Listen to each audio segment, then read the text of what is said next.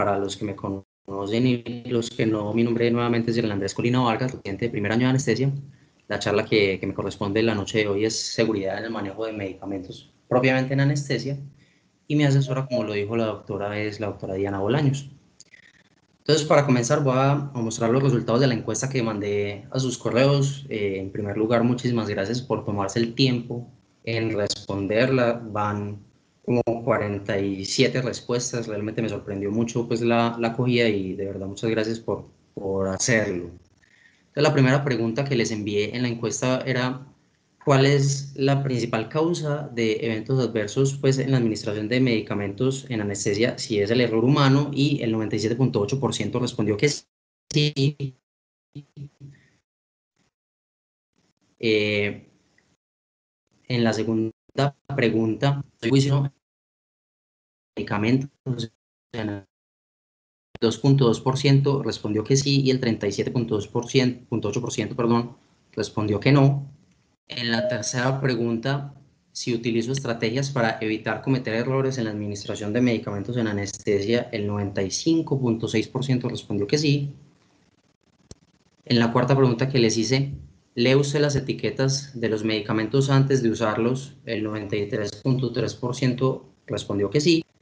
En esta quinta pregunta hubo ambigüedad en las respuestas.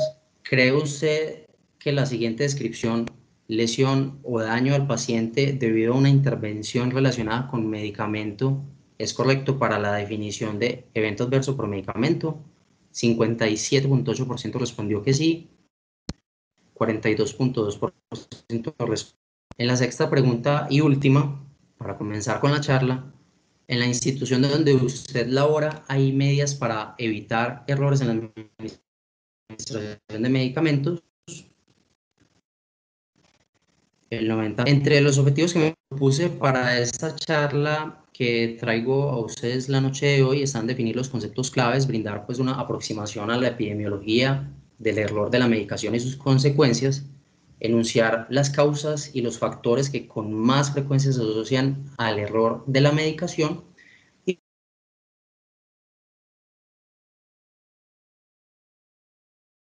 por prevenir el error de la medicación y evitar los eventos.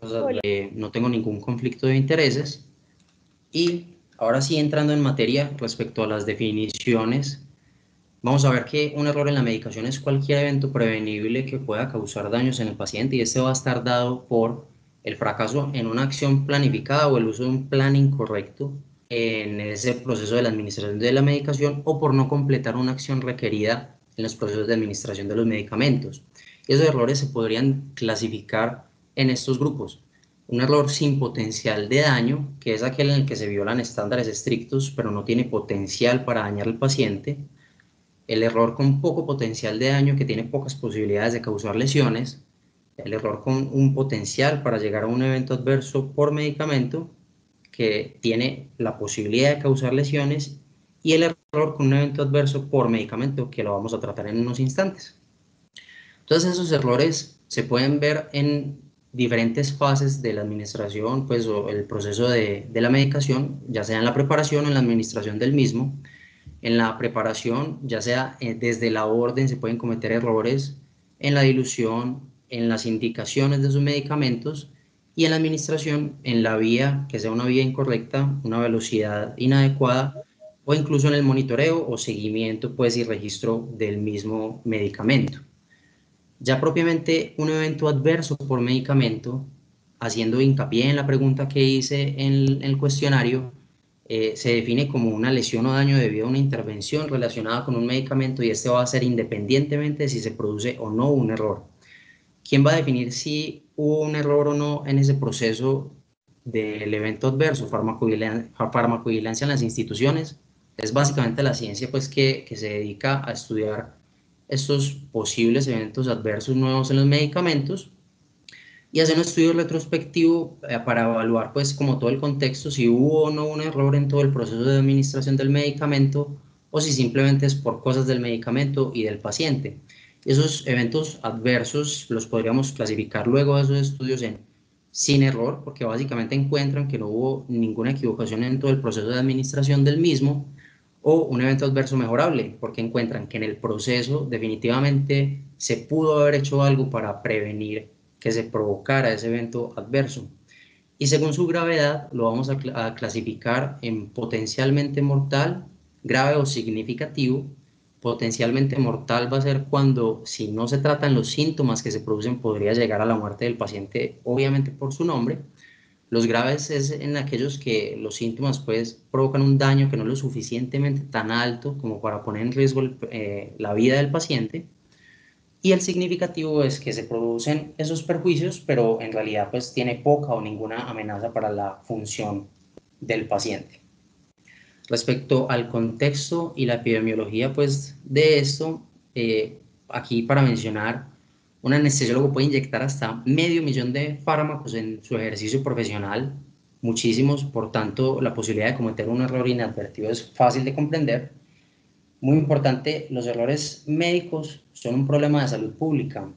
En Estados Unidos, más personas mueren por errores médicos que por accidentes automovilísticos, cáncer de mama o VIH. De hecho, es la tercera causa y persiste como la tercera causa de muerte a nivel nacional en Estados Unidos. De los errores médicos, de los errores en la administración de medicamentos, podría decirse que hasta un 30% pueden desencadenar un evento adverso, un 45% tienen potencial de daño y el 2%, que no es un valor despreciable, pueden llegar a ser mortales. Respecto a estos temas epidemiológicos, en los diferentes estudios y realmente de institución a institución, de país a país, la incidencia varía. La incidencia de estos errores por medicación van desde un 3% hasta un 20% básicamente en la literatura, y es mucho mayor en el paciente pediátrico, que llega hasta un 35%, y esto va a estar dado principalmente en los estudios por los errores, sobre todo en las dosis, como lo voy a mencionar más adelante, que es una de las principales causas pues, de errores. La incidencia informada, que es como se obtiene en la mayoría de los estudios estos datos, es solamente la punta del iceberg. Como lo voy a mencionar, la incidencia informada muestra pues unos pocos datos, pero de ahí para abajo, porque realmente la notificación voluntaria es mínima, hay un montón de errores que probablemente porque hay poco o ningún daño o porque hay desconocimiento en las definiciones, en qué se debe notificar o no, simplemente no va a estar informado. Sin embargo, estos eventos adversos, estos errores que cometamos pues, con los procesos de administración de los medicamentos, pueden llevar a consecuencias devastadoras que no solamente van a ser para nuestros pacientes, sino para nosotros mismos, los profesionales de la salud, con un montón de consecuencias médico-legales que esto puede acarrear. El error humano, dado por la falta de control, vigilancia, atención y descuido, va a ser la principal causa de que se cometan estos errores. Y quiero mencionarles que en anestesia, esta incidencia que he dicho pues, que es variable, se ha estudiado pues, en múltiples estudios, en múltiples artículos, se encuentra que puede ir desde un error por cada 20 anestesias hasta un error por cada 500 anestesias. Sin embargo, la incidencia global, que es básicamente coger todos los estudios que hablan de la incidencia, coger todas las anestesias que se dieron y los errores que se cometieron, calculan que en promedio la incidencia global pues, de errores en anestesia está de una equivocación, pues un error que ya independientemente de si llega a ser catastrófico o no, se presenta en cada 211 anestesias. De estas, más de la mitad va a ser prevenible. Y cabe recalcar que en Estados Unidos, pues esos datos de farmacoeconomía muestran que aumenta hasta 5.6 millones de dólares anuales los gastos eh, a través pues, de estos errores que se cometen en la administración de medicamentos. Los factores humanos más comunes que van a ser pues, la falta de verificación, la lectura incorrecta de la jeringa o del vial, los intercambios de jeringas. Y estos van a estar desencadenados por distracción, falta de atención, la presión para continuar, que haga una pausa en que hay instituciones y, en fin, donde pues las cirugías son rápido y a veces son por producir, en fin, y esa presión nos lleva a cometer errores. Y algo muy importante que voy a mencionar más adelante y hacer pues un hincapié ahí es el síndrome de burnout. Por tanto, hay una necesidad de implementar de manera efectiva nuevas estrategias, pues en los estudios mencionan que desde hace más de 3 décadas se viene haciendo lo mismo, por tanto se vienen cometiendo los mismos errores, y si no cambiamos y si seguimos haciendo lo mismo, se va a seguir y seguir sobre los mismos errores y esto no va a disminuir. Entonces, respecto a los tipos y mecanismos de notificación, los estudios hablan de tres, sin embargo, para efectos prácticos son dos, porque el tercero es la observación directa, pero eso es en el ámbito investigativo. Cuando los estudios muestran las diferencias entre las incidencias, entre las tres formas de notificación o de información de la incidencia de los errores, la observación directa puede evidenciar 500 errores y por cada de esos 500 errores las auditorías pueden mostrar 50 y la notificación voluntaria solo uno. Realmente la notificación voluntaria va a estar en un subregistro, como les mencioné, va a ser la punta del iceberg y esto va a estar dado porque reconocer el error va a ser muy difícil, va a depender de la honestidad del profesional de la salud. Toma tiempo realizar la notificación. De hecho, pues no sé cómo sea en cada una de las instituciones donde ustedes laboran, pero meterse al sistema por X o Y ruta y hacer la notificación del error o del evento adverso es complejo, toma mucho tiempo y a veces lo pasan por alto y no se realiza. También por el desconocimiento en las definiciones o por saber qué se debe o qué no se debe informar y el temor a las consecuencias que estos errores pues, puedan tener, las consecuencias de que un posible despido, una posible consecuencia médico-legal que llegue pues como a procesos éticos, penales, civiles, en fin, que sean pues complejos para nuestro ejercicio profesional. En cuanto a las auditorías, como mencioné, la incidencia es mucho mayor y esta va a estar dada básicamente por la revisión de historias clínicas. Usualmente las cogen al azar y es una revisión retrospectiva donde encuentran estos errores. Respecto a las causas de errores, tenemos que en cualquiera de estos eslabones, en el proceso de administración de un medicamento, en la solicitud, entrega, preparación, administración y documentación, se puede cometer un error. Entonces, si en cada uno de esos se puede cometer un error, y se puede de ahí en adelante proseguir ese error, pues en algún momento y en cualquiera de estos eslabones deberíamos impactar y frenarlos.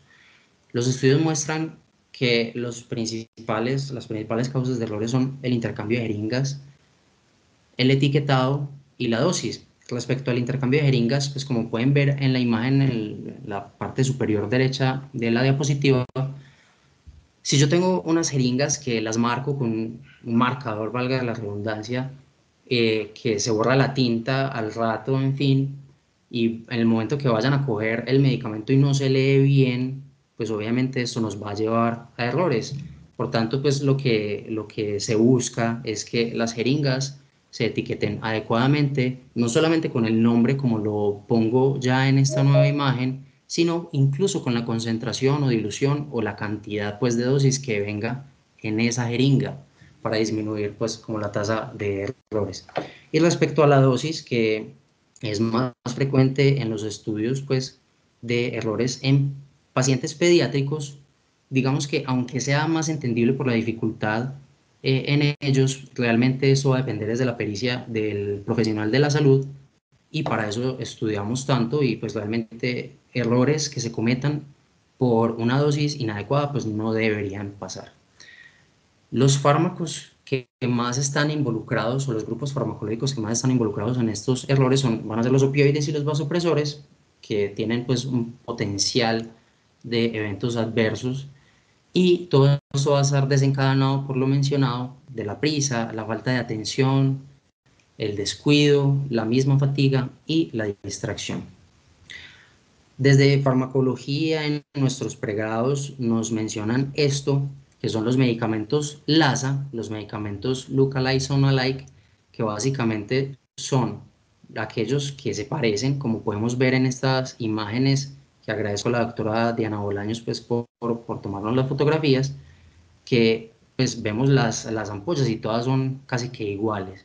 Entonces, si no nos detenemos a leer bien las etiquetas de estos medicamentos para saber qué es lo que estamos sacando en nuestras jeringas para ponerle a nuestros pacientes, pues obviamente vamos a cometer errores y no es pues, simplemente por decirlo, de hecho se presenta con frecuencia y en los estudios muestran que hay incluso hasta 927 pares de medicamentos pues LASA, o sea, la posibilidad de llegar a un error es infinita. Entonces, por eso siempre, y con esto desde ya les hago la invitación a que hay que parar, demorarse unos segundos más y leer bien qué es lo que estamos cogiendo y qué es lo que vamos a ponerle a nuestros pacientes. En instituciones pues juiciosas como esta, marcan estos medicamentos, te dicen pare y lea qué es lo que estabas poniendo. Hay ampollas que vienen con estos códigos QR, códigos de barra, sin embargo nosotros no tenemos, o al menos no he visto en mi poca práctica, que tengamos los lectores adecuados para estos QRs para identificar bien qué medicamentos son. Por tanto, la lectura de las etiquetas es fundamental y no solamente saber en las ampollas, sino en las diferentes formas de administración de los medicamentos. Realmente el leer qué es lo que estamos poniendo es principal y, como voy a mencionar, en la evidencia esto es lo que más poder de evidencia tiene. Dentro de estos medicamentos también están los que suenan o su pronunciación es similar, y algo que se ha hecho a nivel internacional es en las órdenes, en los sistemas e incluso en las ampollas, las letras que son diferentes, ponerlas en mayúscula para que se pueda diferenciar con mayor facilidad entre uno u otro medicamento. Aquí solamente traigo pues unos ejemplos, pero hay muchos más. Por ejemplo, la efedrina con la epinefrina, entonces les cambian unas letras, pues ponen las letras que están diferentes en mayúscula para reconocerlos más fácil: dobutamina, dopamina, norepinefrina y epinefrina. Y aquí voy a hacer mucho hincapié en el síndrome de burnout. El síndrome de burnout, pues realmente es algo que nos lleva, se ha estudiado que es de los principales factores que nos lleva a esos errores humanos. En los estudios que, pues si los quieren buscar, ahí los cito, muestran que la incidencia del síndrome de burnout en los anestesiólogos puede llegar hasta el 35% y en los residentes de anestesia hasta el 41%. Entonces es algo que hay que tener en consideración, pues es uno de los factores que nos va a llevar a la generación pues, de errores. Entonces, ¿cómo vamos a mitigarlos?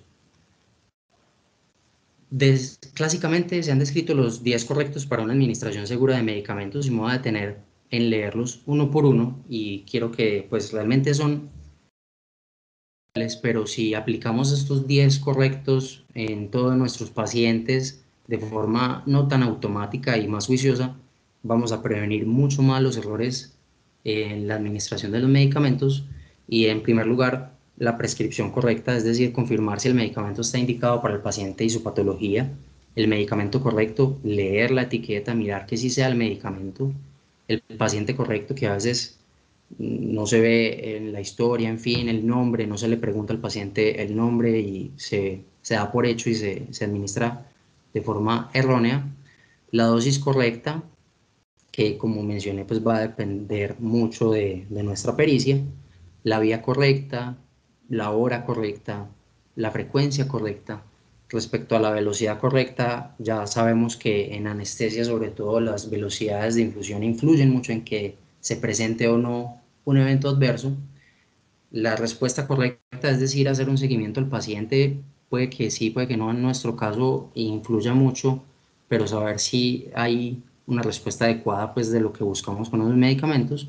Y el registro correcto, que realmente a veces esas cosas las hacemos muy automáticas porque son de nuestro quehacer diario, pero recordar que la historia clínica es un documento médico legal muy importante y registrar todo completo: la dosis, si hay que hacer una dilución o no, la hora, la vía de administración, todo alrededor de ese medicamento para evitar los errores.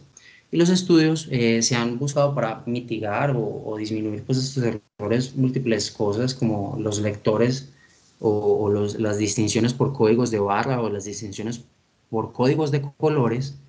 Sin embargo, pues la evidencia muestra que, y lo más importante, así pues como para resumirlo acá, es leer siempre de forma adecuada las etiquetas de las ampollas o de las jeringas antes de aspirar el medicamento o de suministrarlo, que las etiquetas de esas ampollas y las jeringas sean legibles de acuerdo a unos estándares, que se etiqueten siempre, y aquí tacho pues el casi siempre, porque ojalá fuera siempre que se etiqueten las jeringas, y que pues que el lugar de trabajo y el carro de medicamentos esté pues organizado, que los medicamentos, por ejemplo los LASA, estén bien separados, clasificados, y que se ponga grande, que es pues que sea visualmente fácil de diferenciar. Y aquí quisiera mostrar pues que en la parte del código de colores realmente pues es posiblemente recomendado, no tiene tampoco demasiada evidencia. Respecto a algo muy importante que voy a mostrar a continuación, eh, la segunda persona o el sistema pues de asa cerrada que nosotros utilizamos realmente pues se recomienda utilizar, y esto ayuda a mitigar muchísimo los posibles errores. Entonces, con la ayuda de la doctora Eliana traigo pues esta caricatura que le quiero pedir pues a mis compañeros Dani y Kelly que me ayuden leyéndola para toda la audiencia. Claro que sí. Claro que sí.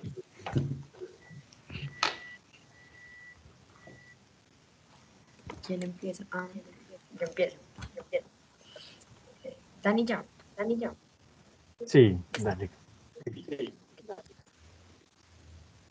Buenos días, doctor Colina. Buenos días, doctor Estamos con Colina. don José Estamos con don Pulgarín José y le vamos a Pulgarín y realizar le una vamos a realizar una colecistectomía colecistectomía. laparoscópica. Correcto. Es don José Creo que Pulgarín, tienes realizando una colecistectomía Se laparoscópica. escucha un eco. Ahí ya se escucha mejor. Sí, yo te escucho bien. Bueno, retomando. Correcto, es don José Pulgarín. Se le va a realizar una colecistectomía laparoscópica. No tiene antecedentes relevantes. Todos nuestros equipos están funcionando.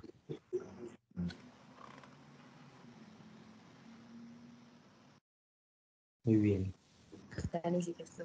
Clara, le administramos al paciente, por favor, 100 microgramos de fentanilo por vía intravenosa y lentamente. De acuerdo, doctor. Ya mismo los preparo. Bueno, entonces en este momento Clara le muestra la jeringa pues, y el frasco del medicamento al anestesiólogo, y antes pues, de administrarlo al paciente.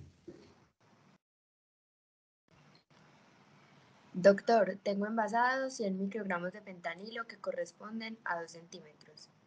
Muchas gracias, Clara.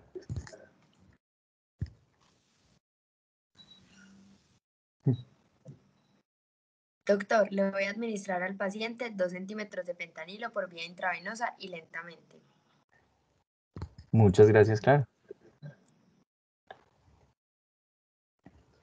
Clara, la comunicación de asa cerrada es la mejor forma de evitar errores en la administración de medicamentos a nuestros pacientes.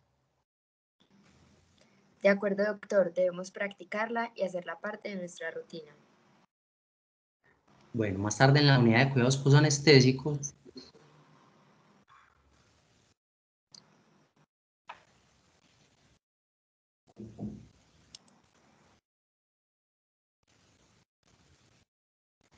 Doctor, nuestro paciente se encuentra bien y sin ninguna complicación hasta ahora.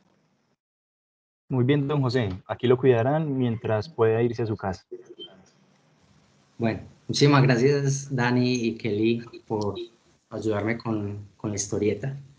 Entonces, respecto a esto, cogí pues como toda la bibliografía revisada en la que comparan las diferentes estrategias para mitigar los errores, y grande está esto del asa cerrada, la segunda persona pues que verifique el código por colores y los códigos de barras.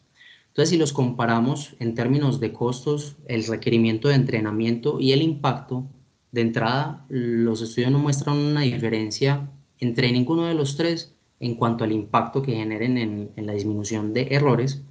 Por tanto, comparándolos en términos de costos, la segunda persona no nos va a costar nada. En nuestras salas de cirugía vamos a contar con enfermería y de hecho así es como lo hacemos siempre. Sin embargo, no lo tenemos mentalizado como una estrategia para mitigar los errores y los invito pues a que lo hagamos así tal cual, siempre utilizar el asa cerrada para disminuir los posibles errores. Mientras que los códigos por colores, en cuanto a los costos, sí van a generar un costo para la institución, ya sea porque se compre con qué etiquetar las jeringas con diferentes colores y de hecho esto pues tendría un impacto medioambiental, o porque se compren jeringas de colores diferentes y pues realmente eso creo que puede llegar a ser complejo. Respecto a los códigos de barras, es aún más costoso porque se requieren estas impresoras que sacan esos códigos de barras pues etiquetado pues de una y se requiere un lector de código de barras en cada quirófano. Entonces los costos de esto va a ser aún mayor.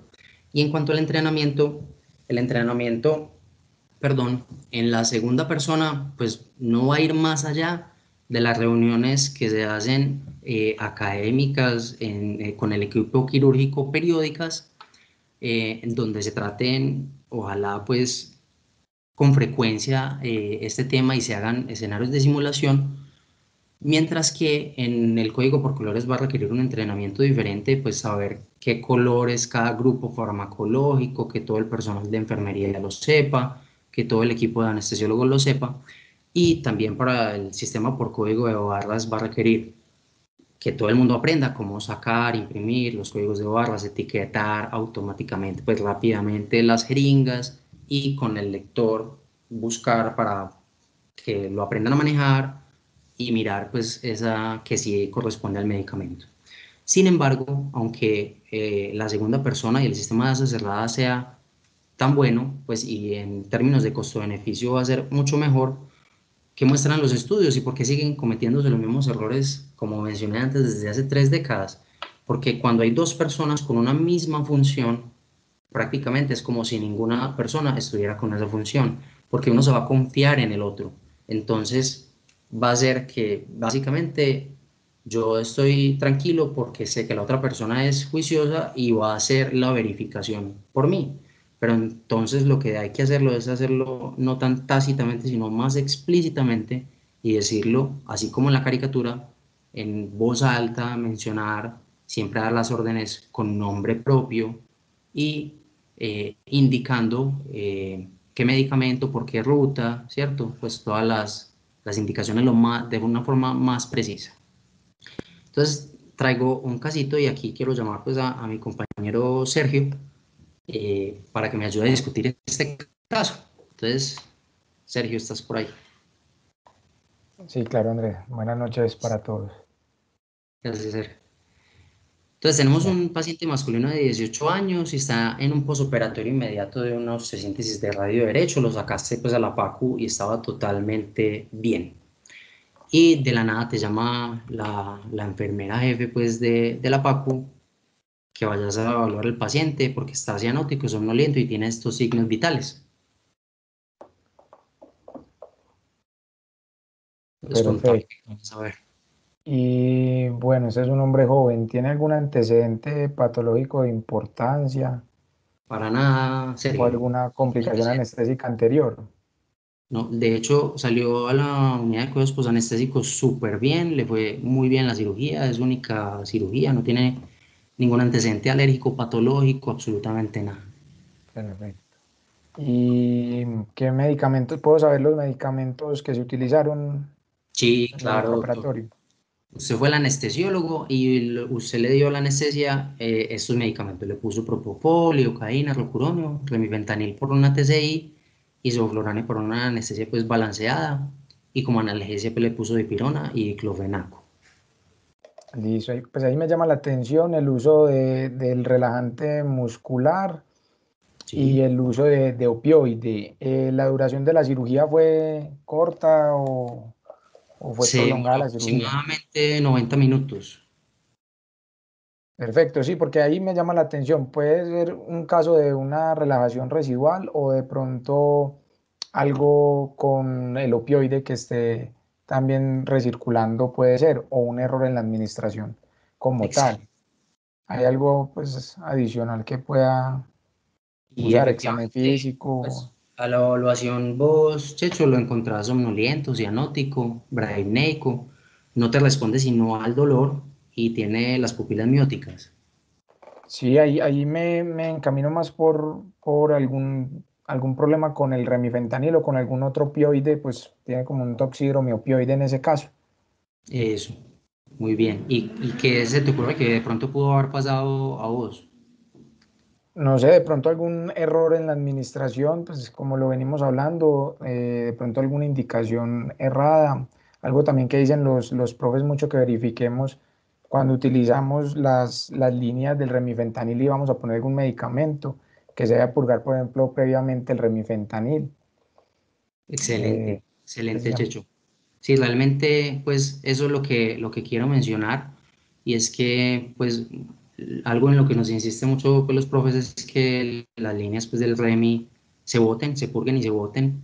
Y pues en este caso lo que quiero mencionar es eso, pues probablemente la dipirona o el diclofenaco se lo pasaron por la misma línea del REMI después de que salió y le pusieron un bolo de opioide. Entonces, básicamente eso hace parte también, aunque no muchas veces dependa de nosotros, hay que tenerlo presente porque es una complicación que es más frecuente de lo que uno puede imaginarse. Finalmente, pues quiero que nos llevemos para nuestros pacientes, leer cuidadosamente las etiquetas de las ampollas y las jeringas antes de extraer o inyectar un medicamento, la estandarización de los medicamentos, concentraciones y equipos, y aquí pues básicamente todos tenemos que saber si diluimos en X cantidad el medicamento, a qué concentración queda. Sin embargo, si las cosas están más estandarizadas, va a ser mucho más simple y va a mitigar más los posibles errores. Guardar las jeringas y los recipientes de medicamentos utilizados en la anestesia, porque si pasa algo, si hay un evento adverso, revisar todo eso a ver qué pudo haberlo causado. Tener el carro de medicamentos y la estación de trabajo organizados es fundamental. Ojalá todo bien marcadito, separadito, separar los medicamentos pues potencialmente peligrosos y ojalá los que no vayamos a utilizar y sean peligrosos sacarlos mientras el acto quirúrgico.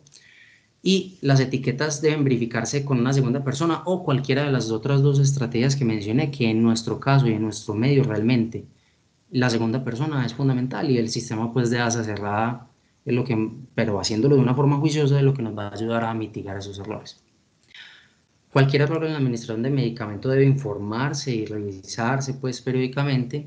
Ojalá haya un farmacéutico encargado en las salas de cirugía, pues encargado de anunciar cualquier cambio en la presentación, desabastecimiento, cambio de marca, en fin, y evitar los empaques y presentaciones similares de los medicamentos siempre que sea posible. Las conclusiones que yo me llevo después de haber preparado esta charla y ojalá se lleven las mismas o incluso más es promover la cultura del reporte, no tenerle miedo a reportar pues los errores, de los errores se aprende y eso es fundamental para poder avanzar y prevenir esos eventos adversos en nuestros pacientes, establecer protocolos de manejo de medicamentos. La comunicación con todo el equipo es fundamental, revisar y revisar, no ser confiados, tener estrategias de prevención y promover los escenarios de simulación desde nosotros, pues, en nuestros procesos de formación. Entonces, quiero agradecerle muchísimo a la doctora Diana Bolenos que me estuvo acompañando muchísimo con la charla, a la doctora Eliana, que también me ayudó demasiado y con esa ayuda visual de la caricatura que estuvo genial. Y para este espacio pues, de la discusión, pues también agradecerle a todos los doctores que no veo pues aquí con la pantalla, que nos están acompañando en estos momentos, y al doctor David que aceptó pues nuestra invitación. Y para el doctor David pues tengo una pregunta después de haber revisado esto y quisiera saber si A nivel nacional, específicamente o más propiamente en nuestra sociedad de anestesia, pues hay políticas o acciones para la prevención de errores en los medicamentos.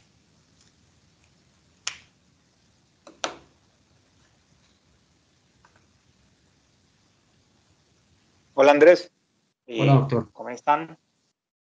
Bueno, les cuento. Las normas mínimas de seguridad en anestesia comenzaron a tomar forma desde los años 90.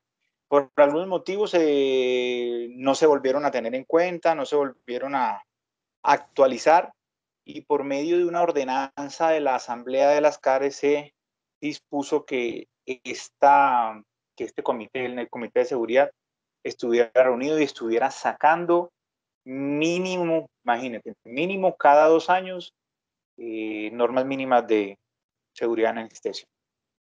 Hacer esto, ¿por qué vieron la necesidad?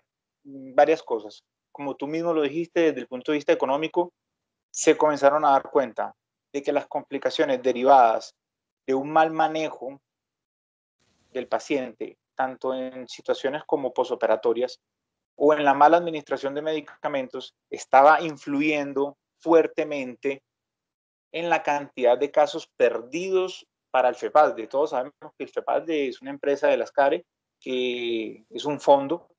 Entonces estábamos viendo que habían demasiadas demandas perdidas, porque normalmente una demanda por un error de medicamento es perdida, e iniciaron un análisis de todos los focos donde peores resultados tenían con respecto a la administración de medicamentos. Se dieron cuenta, por obvias razones, que en algunos municipios y departamentos alejados, tipo Guaviare, Meta, Arauca, tenían una tasa altísima, altísima de problemas con la medicación.